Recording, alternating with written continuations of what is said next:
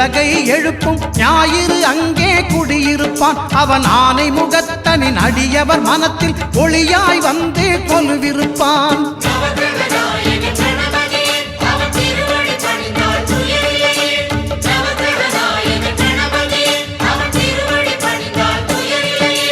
ஒன்பது கோளும் ஒன்றாய் காண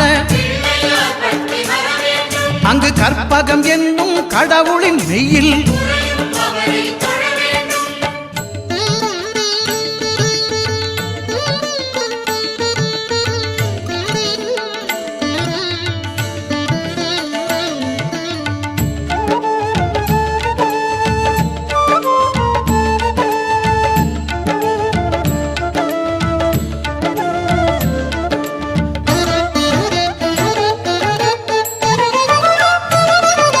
திங்கள் பகவான் திருமுகம் காண